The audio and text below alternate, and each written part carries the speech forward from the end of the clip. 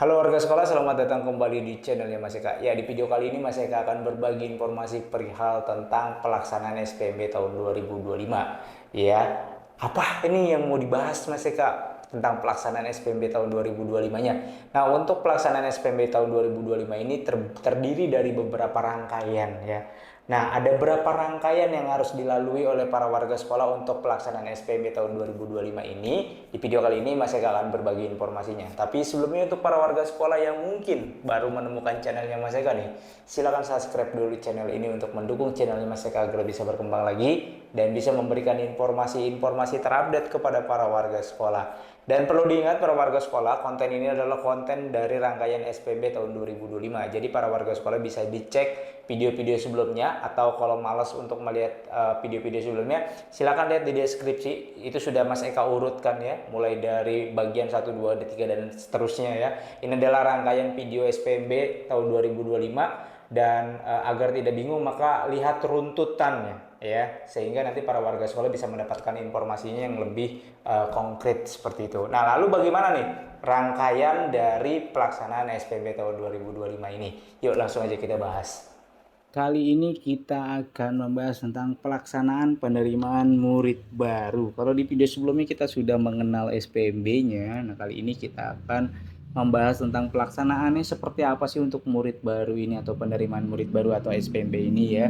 Jadi para warga sekolah harus tahu ya, ada beberapa tahapan pelaksanaannya. Bukan PPDB-nya beberapa tahap, bukan ya, tapi alurnya itu dan tahapannya apa aja, dimulai dari mana sih. Kan kemarin sudah kita bahas tuh di video sebelumnya bahwa SPMB itu satu rangkaian penerimaan murid baru. Nah, itu dimulai dari mana? Kemarin itu sudah Mas Eka bahas perihal tentang rangkaian yang mulai dari pendaftaran, pengumuman, seleksi, dan segala macam. Nah, kali ini kita akan membahas untuk pelaksanaan penerimaan murid barunya. Oke, langsung yuk.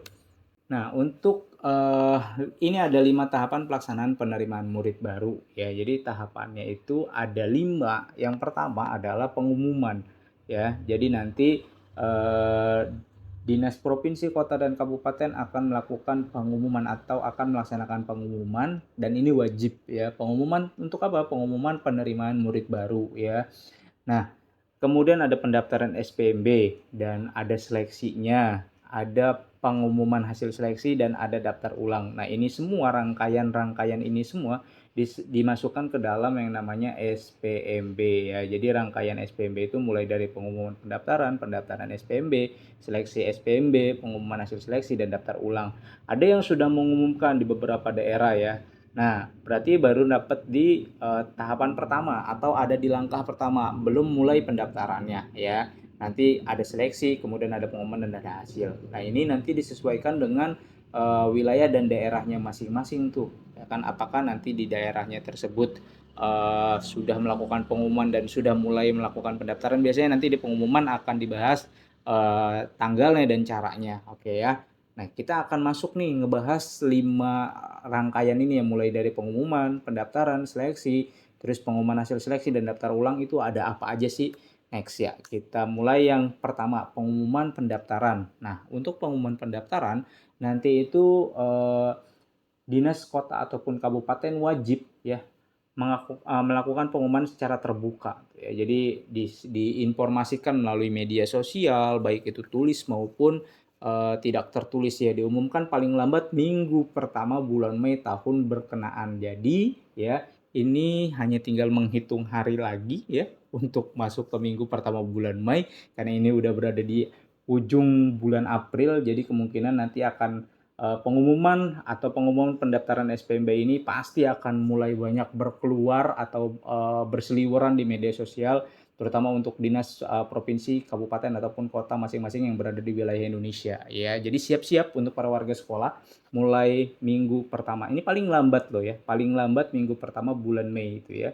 Di tahun berkenaan berarti sekarang tahun 2025 ya, berarti tinggal menghitung hari aja ya. Minggu pertama bulan Mei itu dimulai dari tanggal 1 ya. 1 berarti sampai tanggal 7 Mei, kurang lebih seperti itu. Nah, sementara di bulan Mei itu banyak liburnya nanti. Kemudian diumumkan melalui media offline ataupun online. Tadi yang Mas Eka sampaikan ya. Pasti ini nanti akan berseliweran di media sosial dan banyak banget. Ya, pengumuman ini dilakukan secara terbuka. Dan kemudian poin yang harus diumumkan oleh Dinas Provinsi Kota dan Kabupaten itu pertama adalah syarat calon murid sesuai dengan jenjangnya. Nah, ini udah Mas Eka bahas nih ya, syarat calon murid sesuai dengan jenjangnya, syarat umum dan syarat khususnya di video sebelumnya tuh. Jadi ini adalah video rangkaian dari video SPMB ya. Jadi silakan dicek di video sebelumnya, jangan loncat-loncat. Kalau loncat-loncat nanti bingung para warga sekolahnya ya. Makanya berurutan melihatnya ya. Ini syaratnya sudah Mas Eka sampaikan di video sebelumnya. Nah, untuk syarat lebih rincinya lagi, mungkin nanti daerah dan provinsi kabupaten masing-masing ada tambahan ya. Jadi secara umum syaratnya seperti itu yang sudah Mas Eka sampaikan. Nanti mungkin ada beberapa item tambahan untuk syarat khusus dan syarat umumnya. Itu diserahkan kembali ke Dinas Provinsi Dinas Pendidikan Provinsi, Kota ataupun kabupatennya masing-masing. Kemudian tanggal pendaftarannya ya. Jadi nanti di pengumuman tersebut ada tanggalnya, kemudian ada jalur seleksinya. Tadi jalur itu udah Mas Eka bahas di video sebelumnya ya. Jalur itu ada 4, mulai dari prestasi, afirmasi, kemudian domisili dan mutasi. Dan daya tampung SPMB-nya. Nah, untuk daya tampungnya juga udah Mas Eka bahas tuh di video sebelumnya ya. Jadi silakan dicek di video sebelumnya untuk jalur prestasi itu berapa persen ya daya tampungnya, kemudian untuk di jalur domisili itu berapa persen, kemudian untuk di afirmasi itu berapa persen, dan untuk dimutasi itu berapa persen. Itu juga udah Mas Eka bahas di video sebelumnya. Jadi nanti ketika ada pengumuman udah nggak bingung lagi, oh ini saya udah dapat nih sebelumnya dari videonya Mas Eka gitu ya para warga sekolah ya. Kemudian tanggal penetapan hasil seleksinya itu wajib diumumkan juga ya. Jadi tanggal pendaftaran, jalur seleksi, daya tampung, kemudian tanggal penetapan hasil seleksi. Kan ada hasil seleksinya tuh. Kemudian nanti ada tanggal penetapan hasil seleksinya. Kemudian ketentuan tidak dipungut biaya. Jadi SPMB ini seluruhnya free ya, tidak ada pungutan atau biaya apapun karena ini sudah dibiayai oleh negara melalui dana anggaran yang disalurkan dari bantuan operasional sekolah yang diturunkan ke sekolah masing-masing. Jadi tidak ada tuh SPMB ini bayar ya, misalkan beli formulir ya, di negeri beli formulir. Nah, kalau ada komen di bawah, kita proses aja gitu ya kalau memang ada beli formulir, kemudian apalagi bayar daftar ulang untuk di yang SPMB-nya gitu, kecuali sekolah swasta yang nggak ikut PPDB bersama, yaitu malah lain lagi ya. Kalau sekolah swasta yang ikut PPDB bersama pun dia akan free sama seperti sekolah negeri. Jadi sekolah swasta rasa negeri ya, yang PPDB bersama tuh ya. Jadi ini poin-poin yang harus diumumkan oleh pemerintah atau Dinas Pendidikan Provinsi, kota ataupun kabupatennya masing-masing. Harus melengkapi atau ada poin ini semuanya. Syaratnya, kemudian tanggalnya, ada jalurnya, ada daya tampungnya, ada tanggal pendaftaran. Kemudian ada ketentuan tidak dipungut biaya alias gratis ya. Jadi nanti di bannernya atau di pengumuman yang beredar di media sosial itu akan tertulis PPDB atau SPMB kota ini gratis tidak dipungut biaya. Kemudian SPMB di kabupaten ini gratis tidak dipungut biaya. Nah, itu kalau misalkan sampai ada pungutan atau ada pungli, silakan bisa dilaporkan ya. Kemudian next untuk pendaftarannya. Nah, untuk pendaftaran SPMB tahun 2025 ini terbagi menjadi 2 ya. Ada pendaftaran dilakukan secara online dan ada juga pendaftaran dilakukan secara offline. Nah, biasanya yang online ini nanti akan menggunakan SIAP ya. SIAP SPMB 2025 gitu, Jakarta, Bali, Medan dan segala macam. Nah, ini ada beberapa ya, kalau nggak salah Mas Eka rekap itu sekitaran ada 14 provinsi dan ada beberapa kabupaten serta kota yang menggunakan secara online dengan sistem yang sama, yaitu menggunakan SIAP ya, yang dari pengembangnya salah satunya dari Telkom ya. Kemudian di sini ada pendaftaran secara online. Kenapa sih ada 2 ini? Jadi yang online itu bukan diperuntukkan. Jadi nanti Dinas Pendidikan Provinsi, Kabupaten, dan Kotanya itu diberikan keluasan oleh pemerintah pusat bahwa kalau kamu sudah siap secara infrastrukturnya, contohnya misalkan wilayahnya sudah lengkap, sudah memadai semua SDM-nya dan infrastrukturnya sudah oke ya, silakan bisa melakukan secara online. Tapi kalau memang sulit dan tidak bisa untuk melakukan online, maka dilakukan secara offline ya. Nah, Yang online pendaftaran itu nanti berkasnya harus diupload atau diupload dalam sistem, sementara yang offline itu nanti berkasnya harus dibawa ke sekolahnya masing-masing ya. Jadi namanya juga offline. Kalau yang online ya menggunakan sistem, kalau yang offline masih menggunakan manual. Nah, ini yang offline ini yang masih agak rada-rada mungkin bisa dimainin gitu ya. Tapi kalau yang online itu agak sulit kalau mau dimainin karena mainnya udah online kan, susah lah ya, kecuali kalau yang offline itu masih bisa disempil-sempilin. Nah, untuk pendaftaran online ya kan tadi masih sampaikan tuh ya, biasanya dia sudah menggunakan siap PPDB online tahun 2024 tahun 2025 itu ada 14 provinsi nih ya, yang di tahun kemarin kemungkinan ini juga akan sama dan kemungkinan juga akan bertambah ya. Kemudian di sini ada 36 kota, 60 kota, 36 kota ataupun kabupaten, dan ada 5.454 sekolah yang menggunakan sistem yang sama ya. Salah satunya ada DKI Jakarta, kemudian Bali, ada Banten, ada DIY, ada Jambi. Nah, ini PPDB yang digunakan ya. Berarti kalau yang di Jakarta menggunakan sistem yang sama itu dari mulai SD, kemudian SMP, SMA, dan SMK. Sementara kalau yang provinsi-provinsi lainnya itu masih menggunakan SMA dan SMK, SMA dan SMK, SMA dan SMK, begitu seterusnya. Jadi kemungkinan ini ada 14 provinsi dan 36 kota yang menggunakan sistem yang sama ya, menggunakan web yang sama. Biasanya webnya ini nih ya. Jadi nanti tinggal diganti aja nama provinsi ataupun kota ataupun kabupatennya, kemudian .siap strip spmb.com. Nah, ini biasanya akan sama seperti ini webnya, tinggal diganti nama provinsi aja. Berarti kalau Jakarta DKI Jakarta .siap spmb.com. Kalau misalkan Jogja berarti DIY mungkin Yogyakarta, atau DIY Bali lah, Bali atau provinsi Bali .siap strip spmb.com. Nah, seperti itu ya, tinggal diganti. Kalau tidak ada perubahan atau tidak ada penambahan, yang mungkin 14 provinsi ini masih menggunakan sistem yang sama. Oke. Nah, kalau sistemnya sama, otomatis secara teknis juga hampir sama.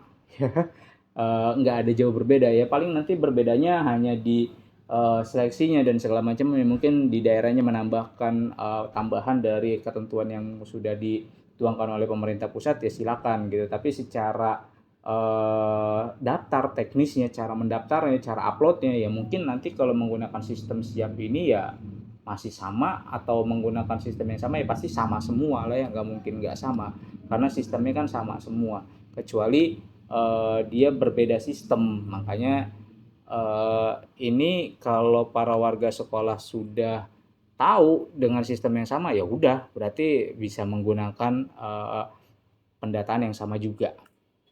Nah, untuk seleksinya di SPMB tahun 2025 ini ya, tadi kan masih sampaikan tuh kan ada offline dan ada online.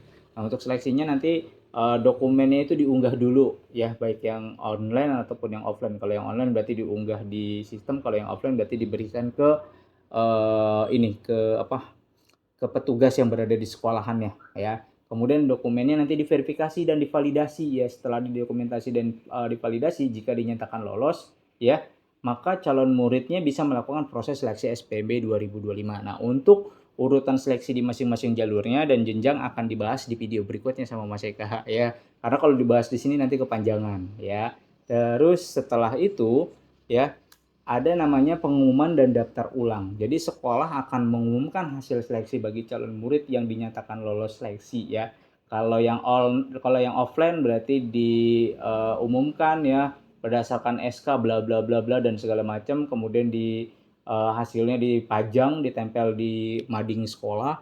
Nah, sementara kalau yang online ya berarti tinggal dilihat di websitenya ya hasil pengumumannya. Nanti akan terlihat di situ. Kemudian yang terakhir adalah daftar ulang atau lapor diri. Nah, ini kalau yang daftar ulang kan berarti kalau yang offline dia harus datang. Sementara kalau yang online biasanya daftar ulangnya lapor diri di sistem. Ketika di sistem sudah menggunakan lapor diri, secara sistem itu sudah sah gitu. Tinggal nanti para warga sekolah tinggal datang aja ke sekolahnya ya, bawa berkas-berkas yang sudah diupload dan lembar lapor diri yang keluar dari sistem SPMB tahun 2025-nya. Nah, setelah dinyatakan lolos, maka calon murid baru melakukan daftar ulang. Jika tidak melakukannya, maka dianggap mengundurkan diri. Nah, ini sama seperti tahun lalu. Kalau misalkan tidak lakukan atau mengklik lapor diri, maka dianggap mengundurkan diri. Nah, kalau yang di Jakarta itu di tahun kemarin kalau tidak melakukan lapor diri, ya udah berarti tidak dianggap mengundurkan diri dan tidak bisa mengikuti seleksi di tahap berikutnya.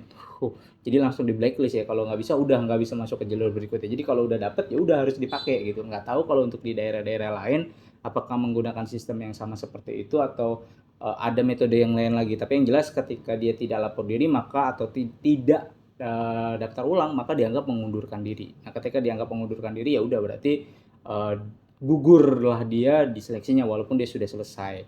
Jadi seperti itu para warga sekolah untuk tahapan atau rangkaian dari SPMB-nya ya. Jadi pelaksanaan penerimaan murid baru itu terdiri dari 5 rangkaian. Mas Eka ulang lagi, dari pengumuman, kemudian pendaftaran SPMB, seleksi, dan pengumuman hasil seleksi serta daftar ulangnya. Ya, jadi seperti itu para warga sekolah, itu adalah rangkaian dari SPMB tahun 2025 ya, pelaksanaan SPMB tahun 2025 dimulai dari pengumuman, kemudian pendaftaran, seleksi, lapor diri ya, nah seperti itu, kemudian daftar ulang ya. Nah, itu semua adalah rangkaian satu kesatuan dari SPMB tahun 2025 ini yang tidak bisa dilepaskan, sehingga para warga sekolah harus runtut lihat dulu ya, sesuai dengan yang tadi sudah Mas Eka jelaskan. Mudah-mudahan informasi ini bisa bermanfaat untuk para warga sekolah, dan jika dinilai bermanfaat untuk para warga sekolah, silakan bagikan video ini kepada para warga sekolah lainnya. Mas Eka undur diri, sampai jumpa di konten berikutnya. Wassalamualaikum warahmatullahi wabarakatuh.